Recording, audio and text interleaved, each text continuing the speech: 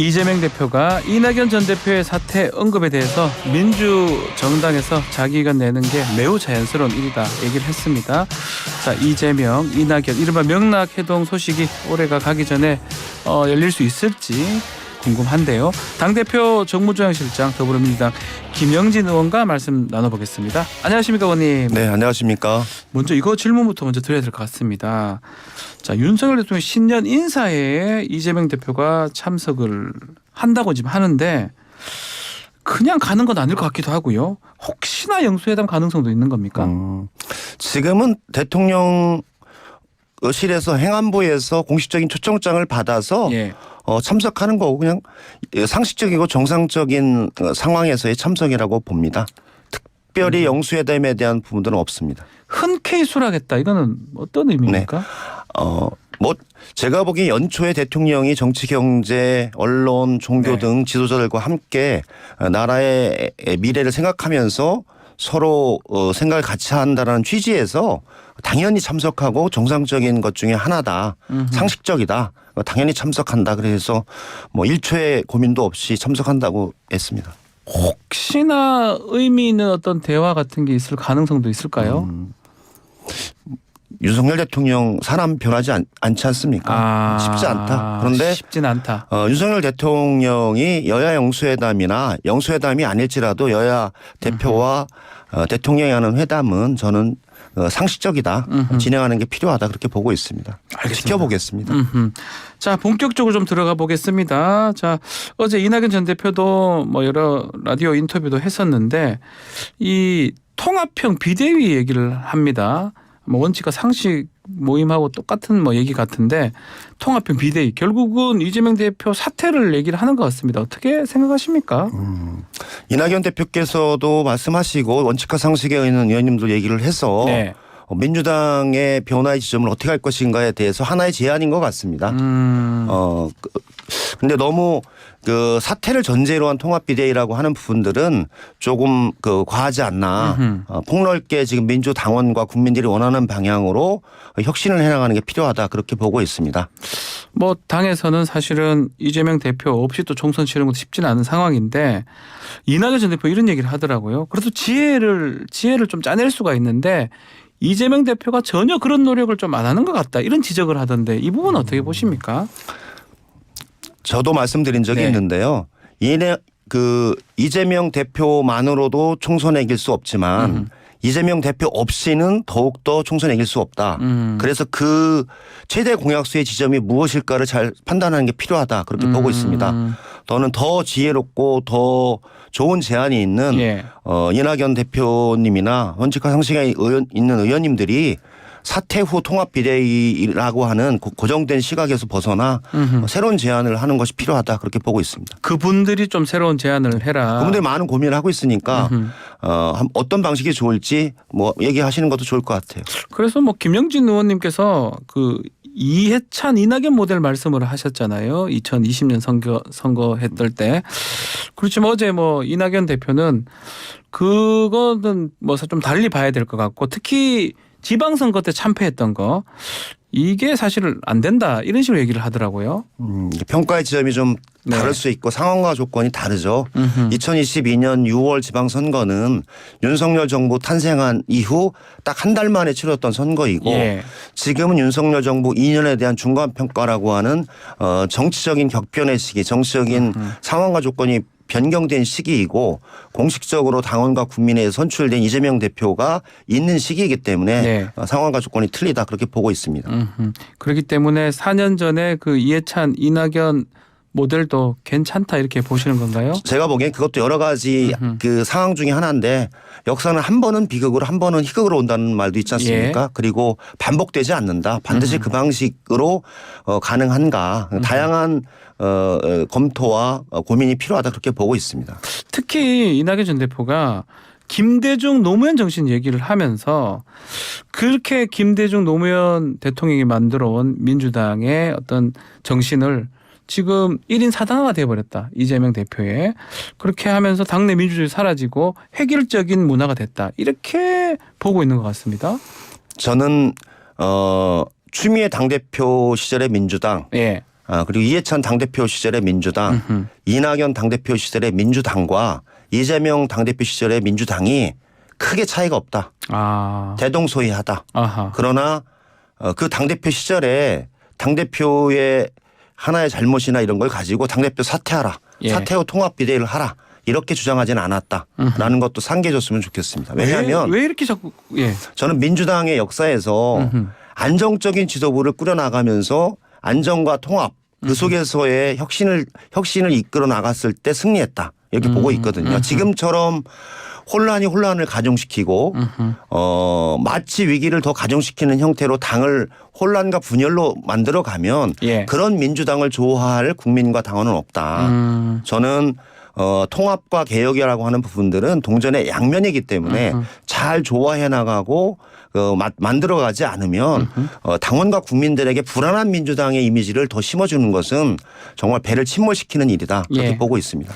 어쨌든 이낙연 또 이재명 두 분에 만나야 한다 이런 얘기가 많은데 시한은 다음 주입니다. 12월 말. 어떻게 되는 겁니까? 뭐 여러 가지 얘기들도 하고 있고 저도 노력을 하고 있고 저는 좀 전현 당대표가 네. 허심탄회하게 만났으면 좋겠습니다. 이재명 대표 사퇴 후 통합 비대위를 전제로 한 만남은 저는 만남이 아니라고 봅니다. 그러지 말고 저는 만나서 그 얘기를 포함한 모든 얘기들을 흔쾌하고 허심탄회하게 하면서 그 속에서 활로를 개척하는 게 민주당 지도자리 아닌가 그런 생각이 들어서 저는 두 분이 좀 편하게 만나서 허심탄회하게 얘기하는 자리를 갖고 2단계로 그럼 그 이후에 어떻게 할 것인가 이런 단계를 벗어나가는 같이 이제 높여나가는 게 필요하다라고 봅니다. 근데 어제 말씀을 좀 들어보면 연락이 전혀 없었다 그러거든요.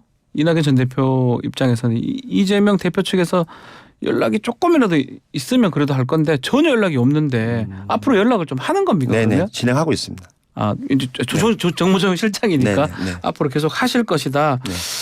자, 그 엊그제 또 김부겸 전 총리도 만났었고요. 다음 주에 정세균 전 총리하고 이제 만나는 상황인데 이런 건 어떤 자리로 해석해야 되고 어떤 또 이야기가 또 이루어졌는지 또 앞으로 하게 될지. 동일한 취지죠. 그러니까 예. 제가 보기에는 김부겸 총리께서도 만나서 네. 폭넓게 광복 행보를 통해서 당의 통합과 단결을 위해 노력해달라. 연동형 비례제를 유지하고 지켜달라. 그리고 좀 더 다양한 비전을 가지고 민주당의 미래를 개척하자. 그리고 나도 그 길에 같이 하겠다. 이런 큰 취지를 말씀해 주셨습니다. 네. 그리고 물론 제가 보기엔 두 분이 바라보는 민주당의 현재와 변화의 지점들의 차이는 있지만 민주당이라고 하는 큰 배에서 같이 움직이는 같이 가는 당원이다. 그런 차원에서는 저는 폭넓게 진심을 가진 대화였다라고 보고요. 네. 정세균 총리의 만남도 저는 그런 방향에서 얘기를 하고 정세균 총리는 더 우리 당의 원로로서 상임 고문으로서 더 진중하신 제언과 제안을 할 것이라고 보기 때문에 충분히 듣고 이재명 대표도 고민하고 판단할 것이다. 그렇게 보고 있습니다. 자, 뭐 또 질문을 드리지 않을 수 없습니다. 왜냐하면 뭐 가장 일정을 짜고 계시고 가장 중요한 일을 하고 계시는 우리 당대표 이재명 대표 일정을 짜시니까 올해 안에 명락회동 가능한 겁니까? 저는 해야 된다는 입장하고 저는 이낙연 대표께서도 네.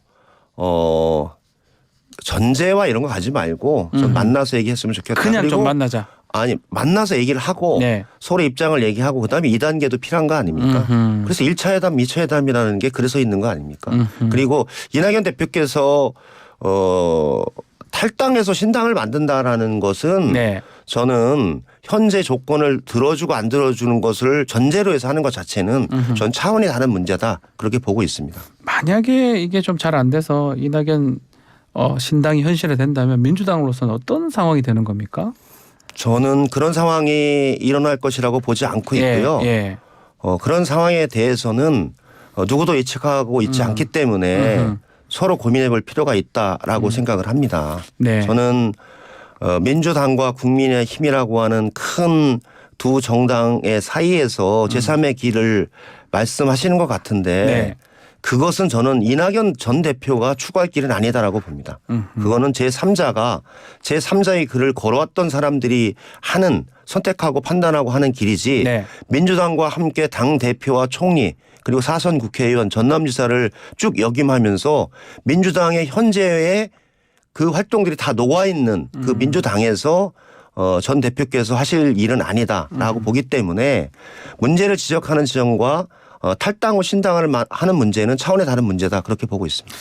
자, 그리고 어제 가장 큰 뉴스 중에 하나가 국민의힘 비대위원장 한동훈 전 법무부 장관 초대됐다는 건데요. 자, 일성은 국민의 상식과 국민의 생각이라는 나침반을 갖고 앞장서려 한다라고 얘기를 하면서 이제 수락을 했습니다. 어떻게 보고 계십니까? 저는 검찰총장 출신의 대통령과 네.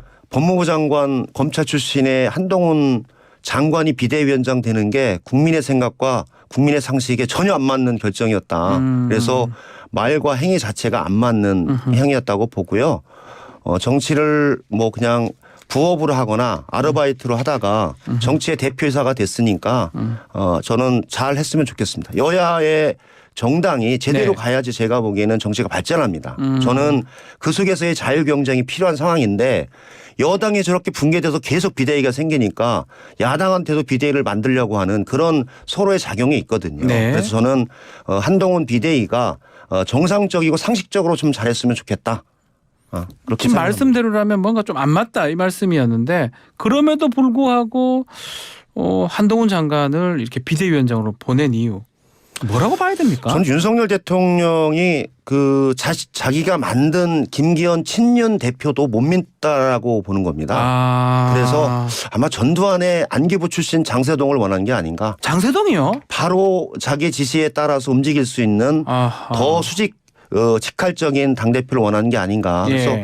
사실은 친이 구태타적 그 당대표 비대위원장 선임이 아닌가 해서 그렇게 썩 좋은 방식은 아닙니다. 그리고 지금 정치를 하고 있는 여야 정치권이 좀 부끄러워해야 될 일이다. 다시는 이런 일이 있어서는 안 된다. 아하. 정상적인 정당에서 여야 예. 정당에서 당원과 국민에 의해서 정상적으로 선출된 지도부가 정치를 이끌어 나가는 것이 안정된 정당 선진화된 정당의 모습입니다. 책임을 지고 그에 따라서 물러나는 것이 맞죠. 그런데 네. 중간중간에 계속 이렇게 친위 구태적 방식으로 비대위원장을 선임하고 비대위를 만들라고 주장하는 것 자체가 정치의 후진성과 정치의 혼란을 국민에게 주는 것이다. 그래서 부끄러운 사실이라고 봅니다. 그럼에도 불구하고 이재명 대표가 축하 메시지는 했습니다.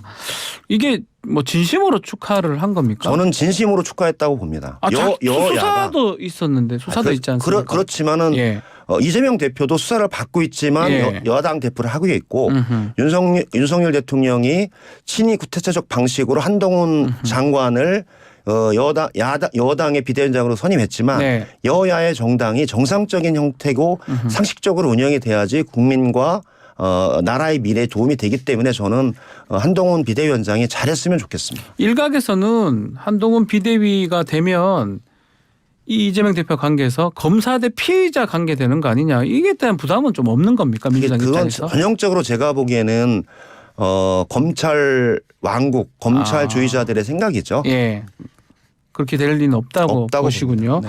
또 일각에서는 뭐 윤석열 대통령도 비대위원장 한동훈 전 장관 하긴 했지만 민주당도 한 몫을 했다라는 분석도 있습니다. 특히 국회에서 막 대립각을 세우면서 이렇게 얘기를 하면서 몸값을 올려준 거 아니냐 이런 분석은 좀 동의를 하십니까? 뭐 그런 일면도 예. 있는 거죠.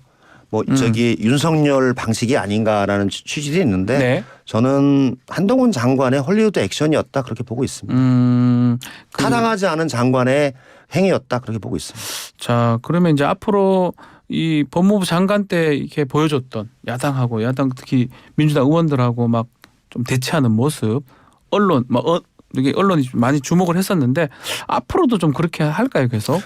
그건 한동훈 장관의 뭐 그 입장과 방향에 따라 틀리기 때문에 저는 그렇게 안 할 것이라고 봅니다. 왜냐하면 법무부 장관이라고 하는 위치와 여당의 대표라고 하는 위치는 전혀 차이가 많기 때문에 네. 그렇게 안 할 것이라고 봅니다. 민주당의 앞으로 대응 전략도 좀 변화가 좀 생기는 겁니까? 한동훈 이제 장관이 아닌 비대위원장이 되는 겁니다. 한동훈 장관의 몫이죠. 예. 한동훈 장관이 정상적이고 국민의 생각에 맞게끔 하면 정상적으로 대응을 하는 것이고 네.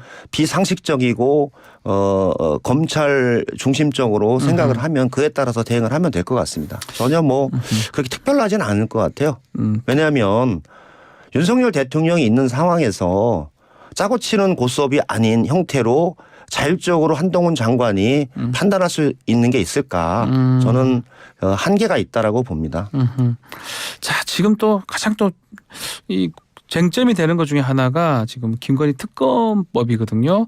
조선일보가 총선 후 특검 급부상 이런 보도도 냈고요. 급부상 되는 게 맞아요? 아니면 28일 본회의에 처리가 되는 겁니까? 어떻게 봐야 됩니까? 저는 국민의 원칙과 상식에서 보면 예. 법에 올라왔으면 통과시키고 정상대로 가는 게 국민이 바라는 상식과 국민이 바라는 생각일 것 같습니다. 예. 그렇게 바란다라는 게 여론조사를 통해서 다양한 여론조사에도 한 70에서 80%가 김건희 특검법을 통과시켜서 정상적으로 수사하는 게 필요하다라는 의견이 있기 때문에 그런 국민의 상식과 국민의 생각을 한동훈 비대위원장이 따라서 진행하면 특별히 문제 없을 것 같습니다. 그거는 제가 보기에는 정쟁화의 대상이 아닌 것 같습니다.